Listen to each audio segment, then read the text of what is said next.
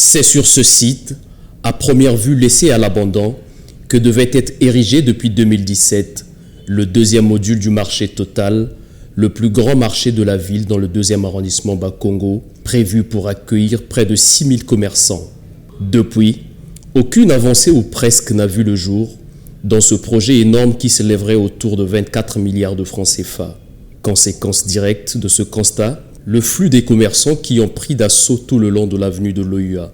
Délogés pour cause de construction d'une hall plus moderne, à côté du bâtiment inauguré en février 2015. Les commerçants du marché Total continuent de bouder les conditions d'accès du nouveau marché sous le regard impuissant de la municipalité de Bakongo qui accuserait le coût face à la flambée des commerçants. Nous sommes nombreux à vendre sur les artères.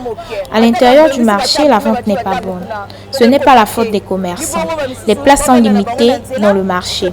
Nous préférons être à l'extérieur. C'est à compte-gouttes que les clients viennent à l'intérieur du marché. La cause de ces personnes-là qui ont envoyé les grandes artères, normalement, le marché Total n'est pas reparti.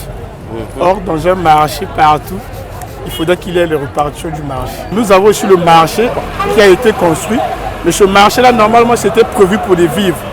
Et alors qu'à l'étage, le marché n'est pas fonctionnel. Le projet devrait déboucher à la construction de 3 bâtiments R+1.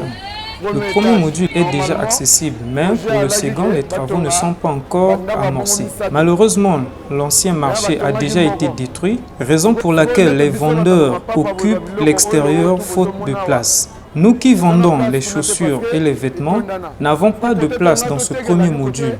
Il faut donc que le second se termine afin que nous nous y installons. Dans cette atmosphère terne, Tessia, l'une des rares rescapées de ce marché, tente de tenir le coup face à la rareté des clients. Parce que les clients ne montent pas. Oui. Nous, si on est ici, parce qu'on est obligé de rester ici. On n'a pas assez de moyens pour payer en bas, pour trouver la place pour vendre. C'est pour cela qu'on est resté ici. Pour vendre en bas, il faut que tu puisses financer. Nous, on n'a pas assez de moyens, c'est pour cela qu'on est obligé de rester ici. Sur la chaussée, ces femmes exposées quotidiennement aux dangers liés notamment à la circulation se battent sans relâche pour une vie meilleure.